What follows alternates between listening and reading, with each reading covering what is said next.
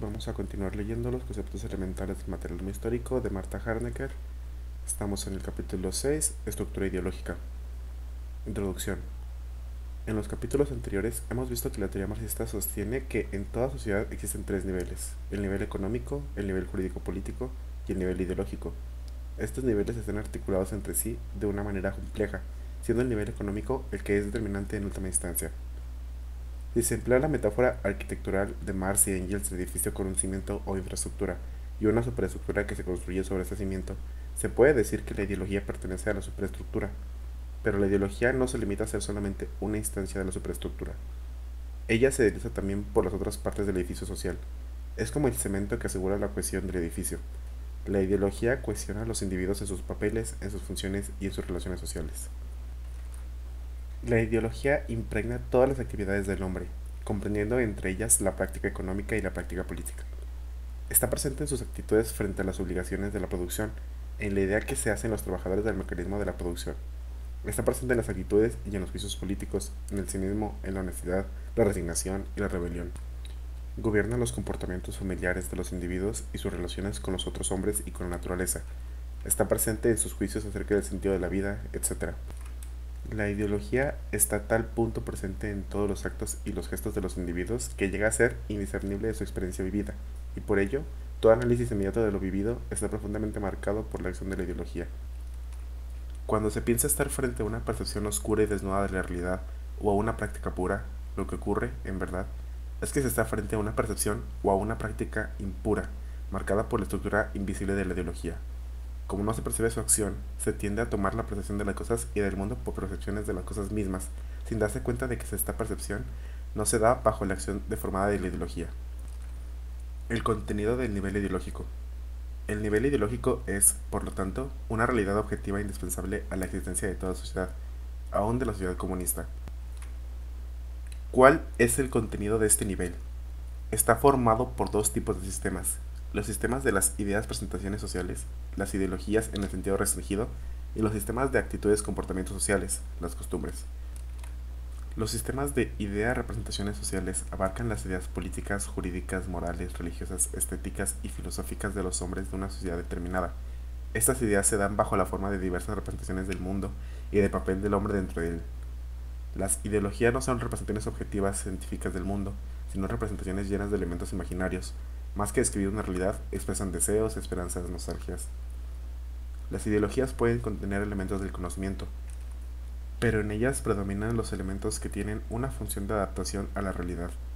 Los hombres viven sus relaciones con el mundo dentro de la ideología. Es ella la que transforma su conciencia y sus actitudes y conductas para adecuarlas a sus tareas y sus condiciones de existencia. Por ejemplo, la ideología religiosa, que habla del sentido del sufrimiento y de la muerte, procura a los explotados representaciones que le permitan soportar mejor sus condiciones de existencia. Los sistemas de actitudes y comportamientos están constituidos por el conjunto de hábitos, costumbres y tendencias que impulsan a reaccionar de una determinada manera. Es más fácil que una persona modifique su forma de representarse del mundo, es decir, su ideología en sentido estricto, a que cambie sus formas habituales de vivir y enfrentarse prácticamente a situaciones vitales. Es por ello por lo que entre las ideologías en el sentido estricto y los sistemas de actitudes y comportamientos no existe siempre una relación de identidad. Las relaciones dialécticas que se establecen entre ellas pueden ir desde la identidad total o parcial a la contradicción. Es importante tener en cuenta esos sistemas de actitudes y comportamientos, ya que a través de ellos se expresan determinadas tendencias ideológicas. Así, por ejemplo, determinadas costumbres, determinados hábitos de trabajo, cierto estilo de dirección y mando, pueden ser contrarios a la ideología del proletariado, aunque se den en militantes o dirigentes socialistas. Los hábitos de trabajo y de mando, si se multiplican, pueden llegar a ser signos de distinción social, de tomas de partido, conscientes o no, en la lucha de clases ideológica. El comportamiento tecnocrático o burocrático de algunos dirigentes marxistas revela la penetración de la ideología burguesa en las filas de la clase obrera. Ideología y clases sociales. Hemos visto que tanto en una sociedad sin clases como en una sociedad de clases, la ideología tiene como función asegurar una determinada relación de los hombres entre ellos y con sus condiciones de existencia, adaptar a los individuos a sus tareas fijadas por la sociedad. En una sociedad de clases, esta función está dominada por la forma que toma la división de los hombres en clases. La ideología está destinada, en este caso, a asegurar la cohesión de los hombres en la estructura general de la explotación de clase. Está destinada a asegurar la dominación de una clase sobre las otras, haciendo aceptar a los explotados sus propias condiciones de explotación como algo fundado en la voluntad de Dios, en la naturaleza o en el deber moral, etc. Pero la ideología no es una mentira piadosa inventada por los explotadores para engañar a los explotados. Ella sirve también a los individuos de la clase dominante para reconocer y legitimizar a los sujetos de esta clase, para aceptar como querida por Dios, como fijada por la naturaleza o como el deber moral, la dominación que ejercen sobre los explotados. Ella les sirve de lazo de cohesión social para comportarse como miembros de una misma clase, la de los explotadores. La mentira piadosa de la ideología tiene, por lo tanto, un doble uso. Se ejerce sobre las conciencias de los explotados para hacerles aceptar como natural su condición de explotados. Se ejerce sobre los miembros de la clase dominante para permitirles ejercer como natural su explotación y su dominación. Ideología y estructura. Las ideologías, como todas las realidades sociales, solo son inteligibles a través de su estructura. La ideología comporta representaciones, imágenes, señales, etc. Pero estos elementos considerados aisladamente no hacen la ideología. Es su sistema, su modo de combinarse lo que les da sentido. Es su estructura lo que determina su significado y función. Debido a que está determinada por su estructura, la ideología supera como realidad todas las formas en las que es vivida subjetivamente por tal o cual individuo. La ideología, por lo tanto, no se reduce a las formas individuales en las que es vivida, y por ello puede ser objeto de un estudio objetivo. Es por esto por lo que podemos hablar de la naturaleza y de la función de la ideología y estudiarla. Regiones ideológicas. El estudio objetivo de la ideología nos hace ver que, a pesar de ser una realidad que se encuentra difusa en todo el cuerpo social, puede ser dividida, sin embargo, en regiones particulares centradas sobre diferentes temas. Así podemos distinguir regiones relativamente autónomas en el seno del nivel ideológico, por ejemplo, ideología moral, religiosa, jurídica, política, estética, filosófica, etc. No todas estas regiones han existido siempre en la historia. Se puede prever que algunas desaparecerán o se confundirán con otras en el curso de la historia del socialismo y del comunismo. En las diferentes sociedades, en relación a las clases sociales que en ella existen, tal o cual región domina a las otras. Así se explican, por ejemplo, las indicaciones de Marx y Engels acerca de la influencia dominante de la ideología religiosa en todos los movimientos de rebelión campesina desde el siglo XIV hasta el siglo XVIII, y aún en ciertas formas primitivas de movimiento obrero. La ideología religiosa parece dominar como religión ideológica en una historia de la liberación de algunas razas oprimidas, como la de los negros en Estados Unidos. Ideologías prácticas e ideologías teóricas.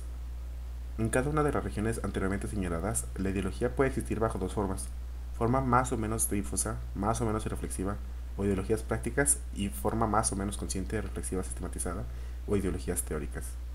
Sabemos que pueden existir ideologías religiosas que poseen reglas, ritos, etc., sin que poseen una teología sistemática. La aparición de una teología representa un mayor grado de sistematización teórica de la ideología religiosa. Lo mismo ocurre con las demás religiones de la ideología. Ellas pueden existir bajo una forma no teorizada, no sistemática, bajo la forma de costumbres, tendencias, gustos, etc., o por el contrario, bajo una forma sistematizada y reflexiva como teoría moral, teoría política, etc. La forma superior de la teorización de la ideología es la filosofía en el sentido tradicional del término. Es importante aclarar aquí que estas ideologías teóricas pueden contener elementos del tipo científico, pero debido a que estos elementos están integrados en una estructura del tipo ideológico, solo logran dar conocimientos parciales que se ven deformados o limitados por su situación dentro de esta estructura. Tendencias ideológicas. No solo existen regiones ideológicas, existen también diferentes tendencias ideológicas. Al afirmar Marx que las ideas dominantes son las ideas de la clase dominante, nos mostraba el camino para estudiar las diversas tendencias ideológicas.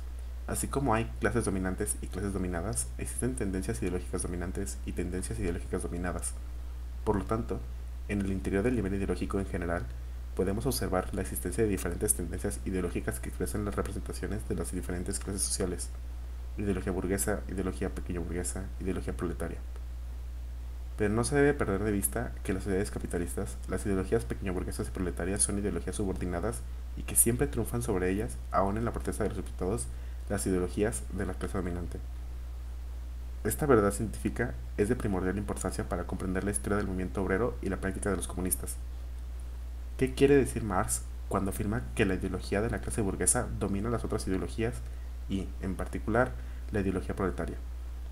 Ello significa que la protesta obrera contra la explotación se expresa dentro de la estructura misma, por lo tanto, del sistema, y en gran parte de las representaciones y las denominaciones de referencia de la ideología dominante burguesa. Por ejemplo, lucha obrera centrada en la obtención de mayor poder adquisitivo y de bienes de consumo. La presión de la ideología burguesa es tal que la clase obrera no puede, por sí sola, liberarse radicalmente de la ideología burguesa. Lo que puede hacer es expresar sus protestas y sus esperanzas utilizando ciertos elementos de la ideología burguesa, pero sigue siendo su prisionera, aprisionada en su estructura dominante. Para que la ideología obrera espontánea llegue a transformarse hasta el punto de ser liberada de la ideología burguesa, es necesario que reciba del exterior el socorro de la ciencia y que se transforme bajo la influencia de ese elemento nuevo, radicalmente distinto de la ideología. La tesis leninista fundamental de la importación o de la necesaria fusión de la teoría marxista y del movimiento obrero no es, por lo tanto, una tesis arbitraria o la descripción de un accidente de la historia. Está fundada, por el contrario, en la naturaleza misma de la ideología y de los límites absolutos del desarrollo natural de la ideología espontánea de la clase obrera. Origen del carácter deformado y falseado de las representaciones ideológicas. Las ideologías contienen elementos del conocimiento de la realidad, pero estos se encuentran siempre integrados por un sistema global de representaciones que, por principio, es un sistema deformado y falseado de la realidad. ¿Cuál es el origen del carácter necesariamente deformado y falseado de la ideología? Se debe este carácter a la necesidad que tiene la clase dominante de engañar a las clases que le están subordinadas para lograr mantener su dominio sobre ellas. Para responder a esta pregunta, analicemos primeramente cuáles son los límites de toda conciencia espontánea de la realidad. Utilicemos uno de los análisis hechos por Marx en El Capital, el que corresponde al capítulo 9 del libro 3, acerca de la cuota general de ganancia. Situémonos rápidamente los párrafos que nos interesan. En este capítulo, Marx señala que originalmente las cuotas de beneficio de cada rama de la producción difieren mucho unas de otras, pero que, por defecto de la competencia, estas cuotas tienden a uniformarse en una cuota de ganancia media.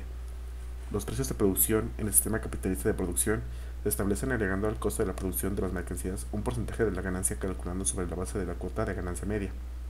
Esto da por resultado que el capitalista no recibe exactamente la plusvalía por él producida, de la masa de plusvalía producida en un determinado periodo por el capital social global. Él recibe solo una cantidad proporcional al capital que ha invertido.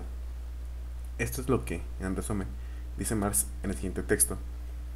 Por lo que atañe al reparto de la ganancia, los distintos capitalistas se consideran como simples accionistas de una sociedad anónima en que los dividendos se distribuyen porcentualmente y en que, por tanto, los diversos capitalistas solo se distinguen entre sí por la magnitud del capital invertido, por cada uno de ellos en la empresa colectiva, por su participación proporcional en la empresa conjunta, por su número de acciones. Por consiguiente, mientras que la parte de este precio de las mercancías que reponen las partes del valor de capital consumidas en su producción y con las que, por tanto, es necesario volver a adquirir estos valores capitales consumidos, mientras que esta parte, o sea, el precio de costo, se atiende íntimamente a la inversión realizada dentro de las respectivas esferas de producción, la otra parte integrante del precio de las mercancías, o sea, la ganancia que se añade a este precio de costo, no se rige por la masa de ganancia que este capital concreto produce en un periodo de tiempo, dado en esta esfera concreta de la producción, sino por la masa que corresponde por término medio a cada capital invertido, considerado como una parte alícuota del capital total empleado en la producción conjunta durante un periodo dado. Algunas páginas más adelante, Marx señala los efectos que tiene para la conciencia de los agentes de producción esa separación o diferencia de magnitud entre la plusvalía producida por el capitalista y la ganancia recibida por el capital que ha invertido. La verdadera diferencia de magnitud entre la ganancia y la plusvalía en las distintas ramas de la producción oculta enteramente la verdadera naturaleza y el origen de la ganancia, no solo para el capitalista, interesado en engañarse desde el punto de vista, sino también para el obrero. Y luego, algunos párrafos más adelante. El capitalista práctico, prisionero de la lucha por la competencia e imposibilitado para ahondar en el modo alguno debajo de la superficie de sus fenómenos, tiene que sentirse completamente incapaz para captar a través de la apariencia la verdadera esencia interior y la estructura intenta de ese proceso. De este análisis de Marx podemos sacar algunas importantes conclusiones para el estudio de la ideología. Marx nos indica que la base fundamental de la estructura económica capitalista, es decir, la plusvalía, verdadero origen del beneficio, se oculta completamente a la conciencia de los agentes de la producción, capitalistas y obreros. De ello, podemos concluir que la percepción que tienen del proceso económico los agentes de la producción, o aun aquellos que forman parte de la clase dominante, es una percepción deformada y falseada. Esta deformación de la realidad no proviene, por lo tanto, esencialmente del interés de engañar de la clase dominante, sino más bien del carácter objetivo del sistema económico como tal, es decir, de la diferencia de tamaño entre la plusvalía y la ganancia. Podemos por lo tanto concluir que la deformación de la realidad propia al conocimiento ideológico no se explica por una especie de mala conciencia o voluntad de engañar de las clases dominantes, sino que se debe fundamentalmente a la necesaria opacidad de las realidades sociales, que son estructuras complejas que solo pueden llegar a ser conocidas mediante un análisis científico de ellas. En efecto, en su vida real, los hombres se encuentran efectivamente determinados por estructuras objetivas, relaciones de producción, relaciones políticas de clase, etc. Su vida práctica les convence de la existencia de estas realidades, les hace percibir algunos efectos objetivos de la acción de esas estructuras, pero les disimula su esencia. No pueden llegar a través de la simple percepción a un conocimiento verdadero de esas estructuras. El conocimiento del mecanismo interno de las diferentes estructuras sociales no puede ser sino el resultado de otra actividad diferente de la simple percepción proveniente de la vida práctica, la actividad científica. De la misma manera como el conocimiento de las leyes de la naturaleza no puede ser el producto de la simple actividad técnica ni de la simple percepción, las cuales no proporcionan sino observaciones y conocimientos empíricos y recetas técnicas, sino por el contrario, el producto de una actividad específica distinta de las actividades inmediatas, la actividad científica. Así, el conocimiento de las realidades sociales no puede ser el producto de la simple percepción o vivencia de dichas realidades, sino, por el contrario, el producto de una actividad científica que capta a través de las apariencias la esencia y la estructura de estas realidades. Esta es la razón profunda de la existencia de la ideología como presentación deformada y falseada. Esta es la razón profunda que permite entender por qué, aun en las sociedades sin clases, seguirá existiendo la ideología. Las formas particulares de la ideología pueden variar mucho, desde los mitos de las sociedades primitivas hasta las distintas formas de ideología de la sociedad moderna, ideología moral, religiosa, estética, jurídica, política, etc. Pero en toda sociedad, existan o no clases, la ideología subsiste como un conocimiento necesariamente deformado y falseado. Este efecto de deformación puede ser más o menos grande y subsiste inevitablemente mientras exista su causa, la naturaleza estructural de la sociedad que produce la ideología como uno de sus efectos orgánicos. Es, por lo tanto, errado considerar que el carácter deformado y falseado de la ideología se debe a una pura y simple ignorancia o a un mito forjado totalmente por un grupo y una clase. El marxismo ha roto con esta concepción de la ideología que era, en el fondo, una concepción del tipo idealista. Ahora bien, en las sociedades de clases, esta primera deformación se combina con una deformación suplementaria que domina la primera. Una de las adquisiciones fundamentales de la teoría marxista es precisamente la afirmación de que en una sociedad de clases la ideología es siempre una ideología de clase, determinada en su contenido por la lucha de clases, y que en ella la ideología dominante es la ideología de la clase dominante.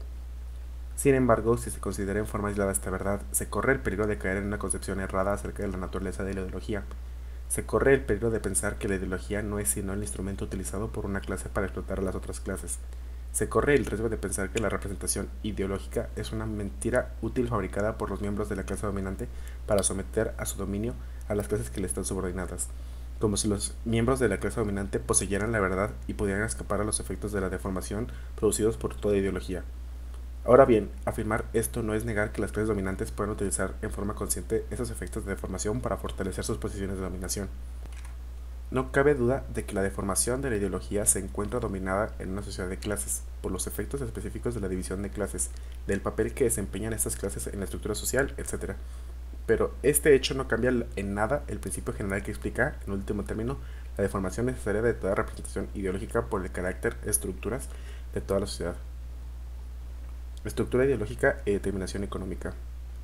Hemos visto que el nivel ideológico está constituido por el conjunto de representaciones y comportamientos sociales. Según el marxismo, el hilo conductor que permite explicar estas ideas y comportamientos es la forma en que los hombres producen los bienes materiales, es decir, la estructura económica de la sociedad.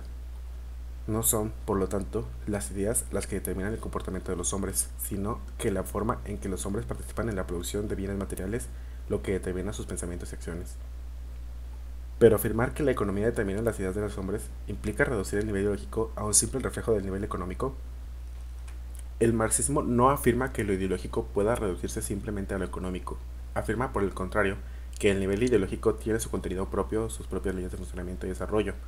Como se veía más arriba, este nivel está constituido por diversas tendencias ideológicas, burguesa, pequeña burguesa, proletaria, etc. Una de ellas domina a las otras y por lo tanto determina en una cierta medida sus formas de existencia. Por otra parte, la región dominante, religiosa, moral, filosófica, etc., no está determinada directamente por la economía, sino por las características propias de la estructura ideológica de una sociedad determinada. Según las tradiciones religiosas o laicas de una sociedad, la ideología dominante burguesa podrá manifestarse a través de expresiones religiosas, morales o filosóficas. La clase dominante sabe siempre utilizar el lenguaje que le permita lograr la mayor comunicación con las clases dominadas. Da un contenido de clase a la materia ideológica que le ofrece la tradición, los hábitos y costumbres de esta sociedad determinada. El nivel ideológico no es un simple reflejo del nivel económico, sino una realidad que posee una estructura propia y sus propias leyes de funcionamiento y desarrollo, materia ideológica persistente, tendencia dominante y su forma de actuación de estas sobre las tendencias subordinadas, etc. La determinación económica actúa sobre esta estructura en un conjunto. Por lo tanto, el producto ideológico es el resultado de dos tipos de determinaciones, una interna a la estructura ideológica misma y otra externa, jurídico-política y económica. No existe una determinación directa mecánica de la economía, sino una determinación compleja y estructural. Veamos lo que dice Engels al respecto en una carta a Conrad Schmidt del 27 de octubre de 1890.